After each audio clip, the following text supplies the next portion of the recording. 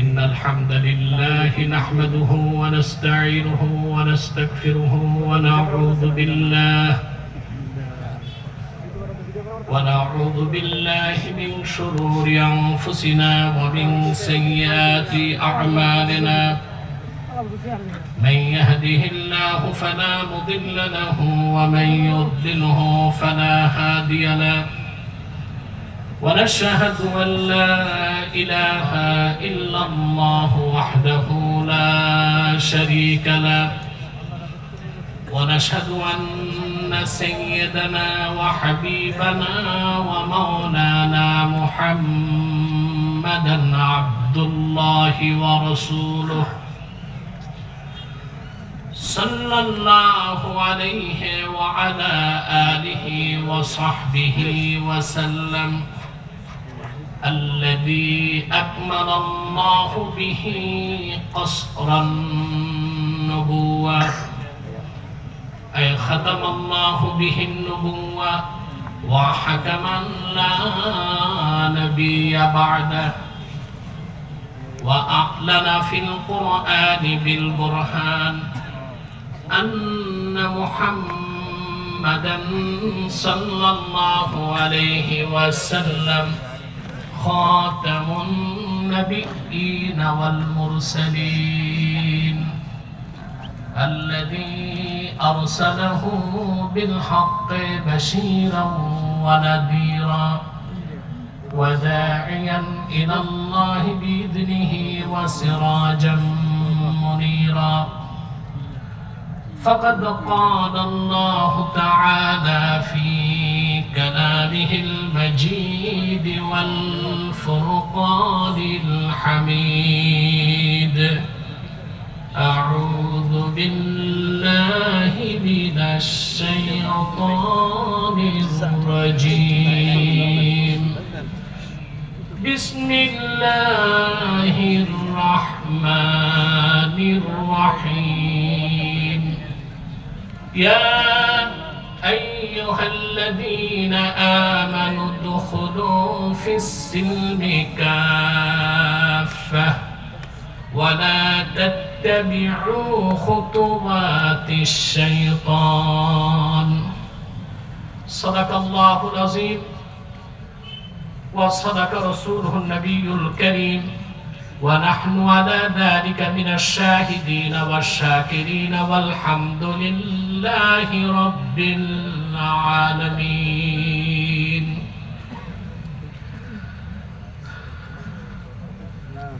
গাজীপুর জেলার সম্মিলিত খাতমে নবুয়ত পরিষদের উদ্যোগে আয়োজিত আজকের এই খাতমে নবুয়ত মহাসম্মেলনের সম্মানিত সভাপতি জনাব মুফতি লিহাজউদ্দিন ভুইয়া বারাকাল্লাহু ফি উমরি, হাজারাত উলামায়ে কেরাম, তুলাবায়ে ইজাম, বিভিন্ন প্রান্ত থেকে আজকের এই মহাসম্মেলনে যারা উপস্থিত হয়েছেন স্বেচ্ছায় সানন্দে স্বতঃস্ফূর্তভাবে মনের আনন্দে, তাদের সকলকে আমার পক্ষ থেকে হৃদয় নিংড়ানো ভালোবাসা, শুভেচ্ছা এবং অভিনন্দন জ্ঞাপন করছি। সবটুকুন শুকরিয়া আল্লাহ তাআলার জন্য, যিনি আজকের এই মাহফিলে আসার ও বসার সুযোগ করে দিয়েছেন। সেজন্য আসুন আমরা সকলে একবার অবনত চিত্তে হৃদয়ের আবেগ অনুভূতি উজাড় করে সমবেত কণ্ঠে বলি আলহামদুলিল্লাহ। অগণিত অসংখ্য দরুদ ও সালাম আল্লাহর সৃষ্টির প্রধান আকর্ষণ, বিশ্বসভার সভাপতি, সকল নবী রাসূলগণের মাথার তাজ, শামসুল হিদায়াত, বদরুদ্দুজা, সাইয়্যিদুস সাকালাইন, ইমামুল মুরসালিন, খাতামুন নবিয়্যিন ওয়াল মুরসালিন, আফতাবে নবুওয়াত, শাহনশাহে রিসালাত, সরকারে দো জাহান, সুলতানুল মদিনা, নবিয়ুল আম্বিয়া, হুজুরে আকরাম, নূরে মুজাসসাম, নূরুন আলা নূর, সাইয়্যিদিনা হাবিবিনা শফিঈনা মাওলানা মুহাম্মদ সাল্লাল্লাহু আলাইহি ওয়াসাল্লামের উপর আল্লাহ তাবারাকা ওয়া তাআলা যাকে আজ থেকে প্রায় ১৫০০ বছর আগে প্রেরণ করেছেন, সর্বশ্রেষ্ঠ ও সর্বশেষ নবী ও রাসূল হিসেবে, যার পরে আজ পর্যন্ত পৃথিবীতে অবশ্যই কোনো প্রকার নবী কিংবা রাসূল অবশ্যই আসে নাই, অবশ্যই এখনো নাই, অবশ্যই কিয়ামত পর্যন্ত আসবে না। সম্মানিত সুধী, কোনো ভূমিকায় না যে আমি বক্তব্য শুরু করছি, তার কারণ হচ্ছে আপনারা তো সেই দুপুর থেকে এসেছেন। কখন শুরু হয়েছে? ৩টা থেকে। বাদ জোহর থেকে বসে আছেন হাজার হাজার মানুষ। নগর জীবনের ব্যস্ততা, ব্যবসা চাকরি বাদ দিয়ে আপনারা এসেছেন, আলহামদুলিল্লাহ। মাইকম্যান কোথায়? ইগো চলবে না, আওয়াজ আরো খুলবে, পিছনে হরেন আওয়াজ লাগবে। সম্মানিত সুধী, খাতমে নবুয়তের উপর বক্তব্য অবশ্যই শুনেছেন আপনারা। আমি কিছু কথা বলবো সেই লক্ষ্যে সূরাতুল বাকারা থেকে ২০৮ নম্বর আয়াত তেলাওয়াত করেছি। এই আয়াতকে কেন্দ্র করে কিছু কথা বলছি। আল্লাহ তাআলা বলেন, ইয়া আইয়ুহাল্লাযীনা আমানু দুখুলু ফিস-সিলমি কাফাহ ওয়া লা তাত্তাবি'উ খুতুওয়াতিশ শাইতান ইন্নাহু লাকুম আদুউম মুবিন। আল্লাহ তাআলা বলেন, হে ঈমানদারগণ, উদখুলু ফিস-সিলমি কাফা, আই উদখুলু ফিল ইসলামে তাম্মা, তোমরা পরিপূর্ণভাবে ইসলামে প্রবেশ করো। ওয়া লা তাত্তাবি'উ খুতুওয়াতিশ শাইতান, শয়তানের পদাঙ্কসমূহ অনুসরণ করো না। ইন্নাহু লাকুম আদুউম মুবিন, নিশ্চয়ই শয়তান তোমাদের প্রকাশ্য শত্রু। খুব ভালো করে লক্ষ্য করলে দেখবেন আল্লাহ তাআলা বিশ্বাসী ঈমানদারদেরকে বলেছেন ইসলামে প্রবেশ করো। কাফের মুশরিককে বলেন নাই যে ইসলামে প্রবেশ করো। কাদেরকে বলেছেন? এতগুলো মানুষ, এত ছোট আওয়াজ। কাফের মুশরিক কি ইসলামে প্রবেশ করতে বলেছেন না ঈমানদারদেরকে? তাহলে বোঝা যায় আগে ঈমান তারপরে ইসলাম। ঈমান না এনে ইসলামে ঢুকার, মুসলিম হবার কোনো সুযোগ নাই। তাহলে কে মুসলিম কে অমুসলিম, কে কাফের কে মুমিন, এটা সংজ্ঞা নিতে হবে আল্লাহর কোরআন থেকে। কোথা থেকে? কোরআন শরীফের সংজ্ঞায় যে মুমিন সে মুমিন হবে, যে কাফের সে কাফের হবে, যে মুসলিম সে মুসলিম হবে। তাহলে কারো ঈমান থাকবে না শিরক বা কুফরে লিপ্ত থেকে মুসলমানদের মতো দাড়ি রেখে, টুপি রেখে, জুব্বা লাগায়া মুসলিম দাবি করার কোনো অধিকার নাই। আগে ঈমান তারপরে ইসলাম। কথাটি আল্লাহ তাআলা কোরআন শরীফের অন্যান্য জায়গাতে বলেছেন। যেমন আল্লাহ তাআলা বলেন, ইয়া আইয়ুহাল্লাযীনা আমানুত্তাকুল্লাহা হাক্কা তুকাতিহি ওয়া লা তামুতুন্না ইল্লা ওয়া আনতুম মুসলিমুন। ঈমানদারগণ, তোমরা আল্লাহকে যথাযথ ভয় করো আর পরিপূর্ণ মুসলিম না হয়ে মৃত্যুকে আলিঙ্গন করো না।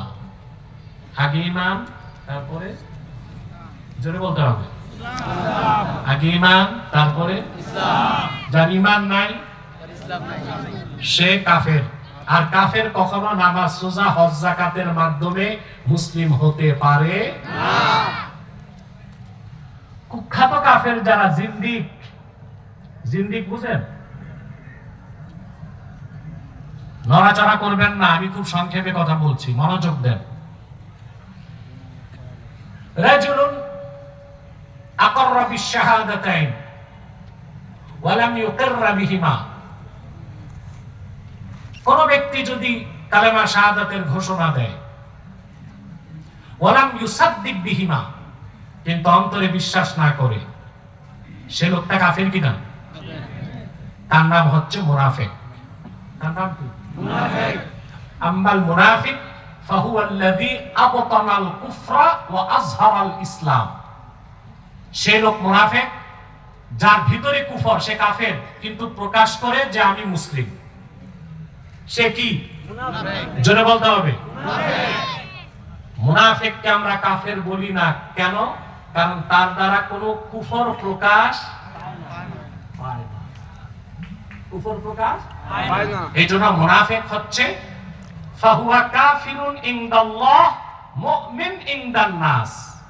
মুনাফিক আল্লাহর দৃষ্টিতে কাফের, মুসলমানের দৃষ্টিতে মুমিন।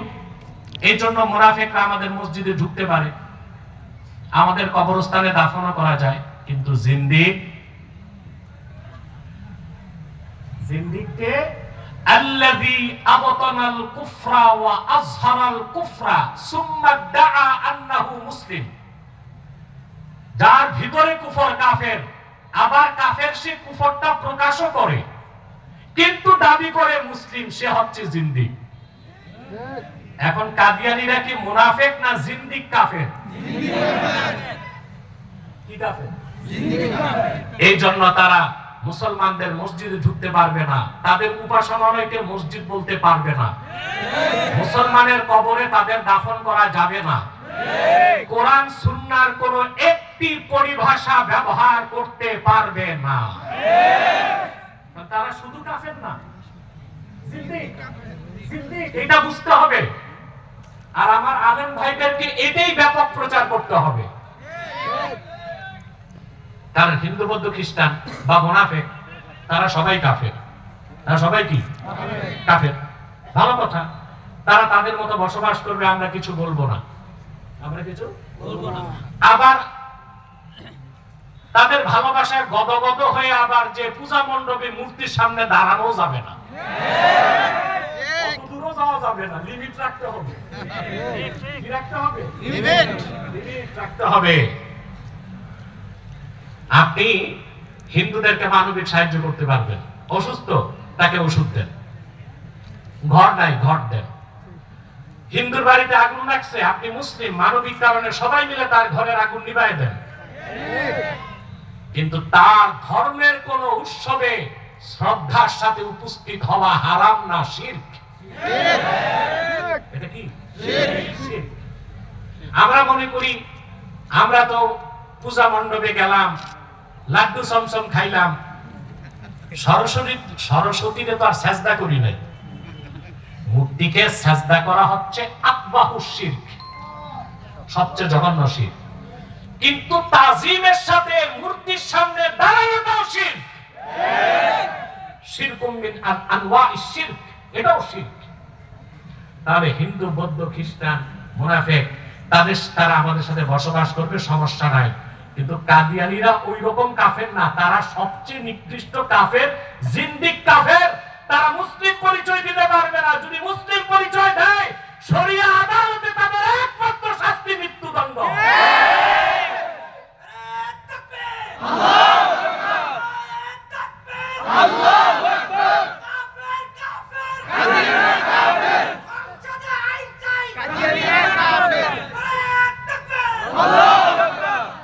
আমরা কথাটা বুঝলাম।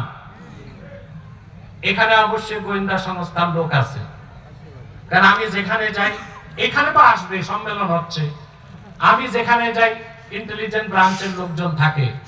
আমার ভাইদেরকে বলবো আমাদের মেসেজটা সরকারকে পৌঁছান যে কাদিয়ানীদেরকে তারা যদি অমুসলিম ঘোষণা না করে তো শরিয়া আদালতে তাদের শাস্তি মৃত্যুদণ্ড। আপনারা যদি ধর্মনিরপেক্ষতায় বিশ্বাস করেন আর চান কাদিয়ানীরাও বাংলাদেশে থাকুক, তাহলে দ্রুত তাদের অমুসলিম ঘোষণা করে দেন, তাহলে মৃত্যুদণ্ড থেকে বেঁচে যায়। কারণ জিন্দিকের শাস্তি কি? চিল্লায় বলতে হবে, জিন্দিকের শাস্তি কি? মৃত্যুদণ্ড। কারণ সে কাফের, কাফের হিসেবেই থাকতে হবে।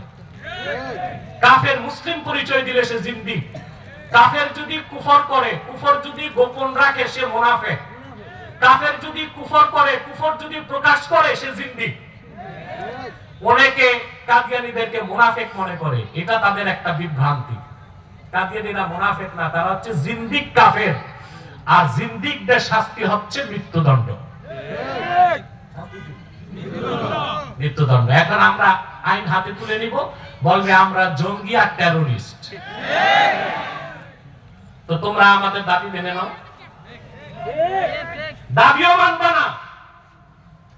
মুসলমান রাজপথে নামলে মুসলমানের ট্যাক্সের টাকায় গুলি করবে মুসলমানকে।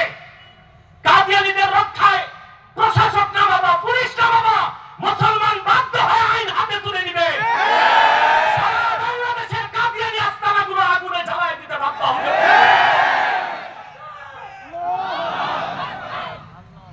অমুসলিম হিন্দু বৌদ্ধ খ্রিস্টানদের উপাসনালয় আছে না, ওটার নাম কি? গির্জা, প্যাগোডা, সিনাগগ। কিন্তু মসজিদ নাম দিলে মানবেন?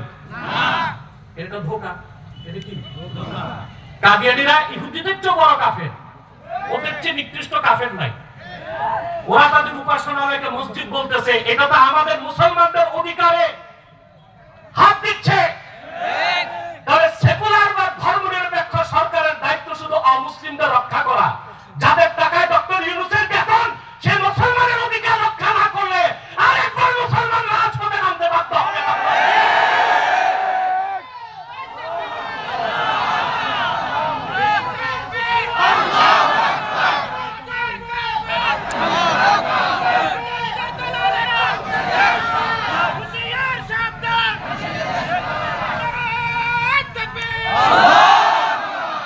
যারা ধর্মনিরপেক্ষতার কথা বলেন, আপনারা ভণ্ডামি কবে ছাড়বেন? আপনারাই বলেন গণতন্ত্রের মূল কনসেপ্ট হচ্ছে অধিক সংখ্যক মানুষের মত মেনে নিতে হবে, ঠিক না? এদেশে হিন্দু বৌদ্ধ খ্রিস্টান ছাড়া যত মুসলমান আছে, জনপুর, ফুরফুরা, জামাত ইসলামী, খেলাফতে মজলিস, চরমনাই পীর সাহেব, কওমি আলিয়া, যত মাসলাক, যত ঘরানা, যত রাজনৈতিক দল, সকল দলের মুসলমানের দাবি কাদিয়ানীদের অমুসলিম ঘোষণা করতে হবে। আপনাদের গণতন্ত্রের সবক কি? The decision of much people will be granted. অধিক সংখ্যক মানুষের মত মেনে নেওয়াই গণতন্ত্র। তো এই ক্ষেত্রে গণতন্ত্রের ফতুয়া কই? এটা হচ্ছে রাজনৈতিক ভণ্ডামি। রাজনৈতিক ভণ্ডামি। আমরা ধৈর্য ধরছি, আর ধৈর্য ধরব না। 5 তারিখ বিপ্লব হয় না, অভ্যুত্থান হয়েছে। যদি বাড়াবাড়ি করা হয় তাহলে বিপ্লব হবে, আরেকটা বিপ্লব হবে ইসলামের পক্ষে, কাফের মুশরিকদের পক্ষে। প্রস্তুতি নিতে হবে মুসলমান। আজকে ওয়াজ করছি না, আওয়াজ দিচ্ছি। আকীদা খাতমে নবুয়তের বিষয় সামান্যতম সন্দেহ পোষণকারী কাফের। আর কাফের কখনো ঈমান থাকে না। ঈমান যার নাই মুসলিম হতে পারে না। আগে ঈমান, তারপরে এটা বুঝেন। এটা একটু বুঝাই, আপনারা সবাই বুঝেন, কারণ বেশিরভাগ হচ্ছে আলেম আর ছাত্র। আমি একটু মনে করাই দিই, কথা বলে। ইমাম আযম আবু হানিফা রাহমাতুল্লাহ, ওনার ব্যাপারে প্রশ্ন আছে না? ইবনে তাইমিয়া নিজে বলেছেন, মান সাব্বা আবা হানিফা ফাহুয়া মিসকিন। আবু হানিফাকে যে গালি দেয় ওটা কাঙ্গাল। ওটা কি? এটা কার কথা? ইবনে তাইমিয়ার কথা। ইবনে তাইমিয়া বলেছেন, মান সাব্বা আবা হানিফাতা ফাহুয়া মিসকিন। যে আবু হানিফার সমালোচনা করে, গালি দেয়, আবু হানিফা বুঝে নাই কিছু, সে মিসকিন, তার কোনো এলেম নাই, সে কাঙ্গাল। 80 হিজরিতে তার জন্ম। 4 জন সাহাবী সাক্ষাৎ লাভ করছেন। কয়জন? 4 জন। 1200 তাবিঈনের কাছে যে তাফসীর, হাদিস, ফিকহ সংগ্রহ করেছেন। এত বড় ব্যক্তিত্ব আবু হানিফা। এমনি নাম হয় নাই ইমাম আজম। উনি তার মসজিদের ইমাম সাহেব বলে ইমাম আজম হয় নাই, মাযহাবের ইমাম। সুবহানাল্লাহ। আমার দেশে অনেকের আবু হানিফা সম্পর্কে ভালো ধারণা নাই, বুঝলেন না? কারণ অনেকে বামন হয়ে চাঁদ ধরতে চায়। কোথায় আবু হানিফা আর কোথায় শিকি আব্দি বাক্কারা? হ্যাঁ, বল্টু চৌধুরী দোষ ধরে আবু হানিফা। বেটা এই দুনিয়া আবু হানিফার মাযহাবের মুজতাহিদ লাগবে না, এমন মুকাল্লিদ আছে যার সামনে 10 মিনিট তোমরা টিকবা না। আছে আছে বাংলাদেশে আছে আছে, একজন দুইজন না বহুত আছে, বহুত। আলহামদুলিল্লাহ। ইমাম আযম বলেছেন ইন্না বাইনাল ঈমানে ওয়াল ইসলামে ওয়াজহাত তাগায়ুর, ঈমান ও ইসলামের মধ্যে সম্পর্কটা বিপরীতার্থক। অর্থাৎ যেটা ঈমান সেটা ইসলাম না, যেটা ইসলাম সেটা ঈমান না। ইমাম বুখারী, আহমদ বিন হাম্বল, ইমামে আউজাঈ, ইমামে যুহরি, ইমামে মুসলিম তারা সবাই বলেছেন যে না, ইন্না বাইনাল ঈমানে ওয়াল ইসলামে ওয়াজহাত তারাদুফ, ঈমান ও ইসলাম সমার্থক। খুব সুন্দর সংজ্ঞা দিয়েছেন বদরুদ্দীন আইনি উমদাতুল কারিতে। তিনি বলেন ইন্না বাইনাল ঈমানে ওয়াল ইসলামে ওয়াজহাল উমুমি ওয়াল খুসুস, ঈমান ও ইসলামের মধ্যে আম ও খাসের সম্পর্ক আছে। সুবহানাল্লাহ। অর্থাৎ শুধু ঈমান যেখানে ওখানে ইসলাম নাই, কিন্তু ইসলামের শুরুটাই ঈমান দিয়ে। তাহলে বোঝা যায় মুসলিম না হয়ে মুমিন হওয়া যায়, মুমিন না হয়ে মুসলিম হওয়া আগে ঈমান তারপরে কি ইসলাম। যার ঈমানে ত্রুটি, কুফর আছে, কাফের, সে কোনোদিন মুসলিম হতে পারে না। অতএব কে মুসলিম কে অমুসলিম এটাকে মানব রচিত সংবিধান নির্ধারণ করবে না আল্লাহর সংবিধান? মানব রচিত সংবিধান। এটা তো রাগ করেন না, যারা গণতন্ত্রর ভক্ত বেশি, যারা গণতন্ত্র পূজারী, তাদের দৃষ্টিতে গণতন্ত্র একটা ধর্ম, সংবিধান একটা ধর্মগ্রন্থ, রাষ্ট্র একটা উপাস্য। এই জন্য তারা মনে করে সবকিছুর ঊর্ধ্বে রাষ্ট্র। আমরা বলি না, সবকিছুর উপরই ঈমান ও ইসলাম। এখানে আমাদের আদর্শিক দ্বন্দ্ব। তাদের স্লোগানটা দেখেন না, তারা বলে ব্যক্তির চেয়ে দল বড়, দল থেকে দেশ বড়। আমরা বলি ব্যক্তির চেয়ে দল বড়, দল থেকে দেশ বড়, দেশ থেকে আমার জান বড়, জান থেকে আমার ঈমান বড়। ঈমানের প্রশ্নে কোনো ছাড় নাই, মানবো না। এর সংবিধানটা একরকম মূর্তি পূজা। এটা কি কেন বুঝাই দিই, বুঝাবো? হ্যাঁ, হযরত ওমর রাদিয়াল্লাহু তাআলা আনহু তিনি একদিন হাসতেছেন। তো লোকজন বললেন, হুজুর আপনি বিনা কারণে হাসতেছেন কেন? বলে জাহিলি যুগে এমন কিছু কাজ করতাম যা মনে পড়লে হাসি আসে। বলে কি করতেন? বলে কুন্না নাসনাউ সানামাম বিল আজওয়া, আমরা খেজুর দিয়ে মূর্তি বানাইতাম। কি দিয়ে? খেজুর দিয়ে। হিন্দুরা কি দিয়ে বানায়? মাটি দিয়ে। আর জাহিলি যুগে আরবের মানুষ তো এমনি গেডি ছিল, তো মূর্তিটা বানাইতো কি দিয়া? খেজুর দিয়ে। বলে খেজুর দিয়ে মূর্তি বানাইতাম, ইলাহ হিসেবে সম্মান করতাম, চুমা দিতাম, শ্রদ্ধা করতাম, ক্ষুধা লাগলে না কুল খেয়ে ফেলতাম। লস হইছে?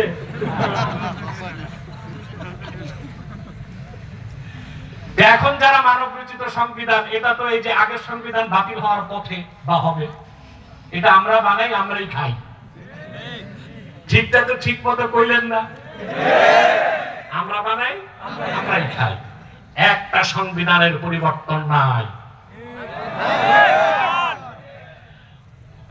সংস্কার কমিশনে আগামী 17 তারিখ স্বাক্ষর নেবে। কবে? আমাকে দাওয়াত পাঠাইছে, যাবো কিনা চিন্তায় আছে। কারণ আমি দেখছি সনদে আছে শুধু যেহেতু আর সেহেতু। তো স্বাক্ষর দিয়ে কি করব? একটা জিনিস যদি আমার ইসলামী রাজনীতি যে ভাইরা করেন, ঐকমত্য কমিশন, এটার আমি বলি মৃত্যু কমিশন। এখানে যে ওনারা একটা সংস্কার যদি আদায় করতে পারতেন যে বাংলাদেশের সংবিধানে কোরআন সুন্নাহ বিরোধী কোন আইন হবে না, আমরা অনেকখানি আগায় যেতে পারতাম। ঠিক না? ঠিক। আর যদি আরেকটা সংজ্ঞা নির্ধারণ করতে পারতেন, কে মুসলিম কে অমুসলিম, কে মুমিন কে কাফের, তা নির্ধারিত হবে কোরআন সুন্নাহর সংজ্ঞায়, তাহলে অটোমেটিক কাদিয়ানীরা অমুসলিম ঘোষিত হয়ে যেত। এটার জন্য তো ফিকির লাগবে। কি লাগবে? ফিকিরটা নাই, সবাই আছে ভোটের হিসাবে। আর বলে ঐক্য করো, কি করো? আচ্ছা বলেন তো ভাই, এই দেশে ইসলামী রাজনীতি যারা করেন তাদের সবার ভোট এক বাক্সে আনলে হয় 16%। কত? 16% ভোট। এই দিয়ে কি ক্ষমতায় যাওয়া যাবে? না। এটা যদি হয় রাজনৈতিক ঐক্য। আর যদি সমস্ত ইসলামী রাজনৈতিক দলগুলো এক প্ল্যাটফর্মে আসে দ্বীনের স্বার্থে, তখন ঐক্যটা কি রাজনৈতিক হবে না অরাজনৈতিক? সেখানে সকল মাসলাকের মুসলমান চলে আসবে, আসবে কিনা? দ্বীনের স্বার্থটা কি? স্বার্থ হবে তিনটা। ইসলামের স্বার্থ রক্ষায় এক হব, মুসলমানদের মৌলিক দাবিগুলো আদায়ে এক হব, দেশের স্বাধীনতা রক্ষায় এক হব। এই সূত্রে যদি আমরা এক হই, আমাদের ভোট 16% থাকবে না, 50% পার হয়ে যাবে, আমরাই ক্ষমতায় যেতে পারবো। সেজন্য তো রাজনীতি যারা করছেন ইসলামী রাজনীতির ব্যাপারে, তাদেরকে তো আমাদের বুঝাতে হবে যে দ্বীনের স্বার্থ কি কি রক্ষা করবেন। এটা তো ইশতেহারে নাই। কোন একটা রাজনৈতিক দল তার ম্যানিফেস্টোতে লেখছে যে আমরা সংসদে যেতে পারলে কাদিয়ানীদের অমুসলিম ঘোষণা করব? কথা বলে না। কোন একটি রাজনৈতিক দল নির্বাচনী ইশতেহারে লিখছে যে আমরা ক্ষমতায় গেলে মুরতাদের শাস্তি মৃত্যুদণ্ড কার্যকর করব? কথা বলে না। কোন একটি রাজনৈতিক দল ইশতেহারে বলেছে যে আমরা ক্ষমতায় যেতে পারলে বাংলাদেশের জাতীয় শিক্ষাক্রমকে ইসলামী শিক্ষা করব? আমরা ঐক্য হবো কেন? আপনাদেরকে এমপি মন্ত্রী বানায় ক্ষমতায় ঢুকাইতে?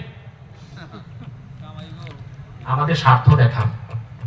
আপনারা বলুন, আপনারা যতগুলো ইসলামী রাজনৈতিক দল এক প্ল্যাটফর্মে আসছেন, খোদার কসম আল্লাহকে সাক্ষ্য রেখে বলছি, আপনারা একটা ঘোষণা দেন, আপনারা সম্মিলিতভাবে একজোট হয়ে যদি জাতীয় সংসদে যেতে পারেন, কাদিয়ানীদেরকে রাষ্ট্রীয়ভাবে অমুসলিম ঘোষণা করবেন। এই একটা ঘোষণা দেন, সারা বাংলাদেশের মুসলমান এক প্ল্যাটফর্মে চলে আসবে। আসবে কি না? ঠিক। এই ঘোষণা তো কেউ দিচ্ছে না। আমরা ঐক্য করব কি জন্য? আমার স্বার্থ তো দেখাইতে হবে আমাদের। আমার কথা কি বুঝতে পেরেছেন ভাই? আসেন এবার, আগে ঈমান, তারপরে ইসলাম। আগে মুমিন হবেন, তারপরে মুসলিম হবেন। ঠিক কি না? এখন প্রশ্ন হচ্ছে ঈমান কাকে বলে? প্রশ্ন আসে না? ঈমান অর্থ বিশ্বাস। এখন কি কি বিশ্বাস করব? সারা রাত পার হবে, শেষ করা যাবে না। এই ক্ষেত্রে ইমাম আযম সংজ্ঞা দিয়েছেন, আল ঈমানু হুয়া মুজাররাদু তাসদীকি রাসূলিল্লাহ। শুধুমাত্র আল্লাহর হাবিব নবীজি মুহাম্মদ সাল্লাল্লাহু আলাইহি ওয়াসাল্লামের রিসালাতকে বিশ্বাস করার নাম হলো ঈমান। সুবহানাল্লাহ বলুন। তো তাওহীদ কই? উলুহিয়াত কই? রুবুবিয়াত কই? আখিরাতের বিশ্বাস কই? প্রশ্ন আসে না? এই বিশ্বাসগুলো ছাড়া মুসলমান হবো কেমন? এটার ব্যাখ্যা হচ্ছে বিমা জাআ বিহি মুহাম্মাদুন সাল্লাল্লাহু আলাইহি ওয়াসাল্লাম উলিমা যারুরাতান।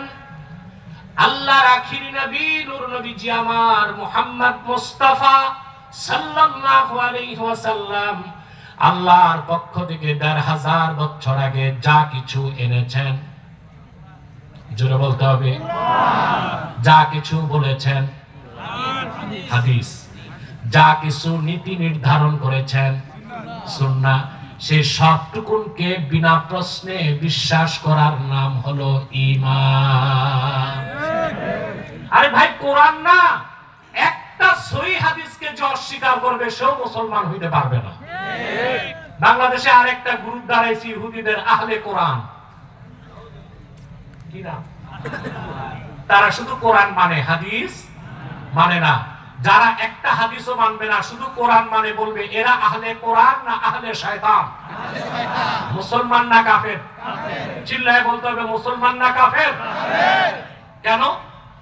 সমস্ত উলামায়ে আহলুস সুন্নাহ ওয়াল জামাআহ একমত, মান আনকারা সহিহান, মান আনকারা হাদিসান সহিহান মিন আহাদিসি রাসূলিল্লাহ সাল্লাল্লাহু আলাইহি ওয়াসাল্লাম قد ثبت صحته عند المحدثين بالاتفاق فهو كافر। রাসূলুল্লাহ সাল্লাল্লাহু আলাইহি ওয়াসাল্লামের একটা সহিহ হাদিস সকল মুহাদ্দিস যেটাকে সহিহ বলছেন, অর্থাৎ কেউ সহিহ, কেউ গরীব, কেউ হাসান, এই রকম না, সবাই কি বলছেন? সহিহ।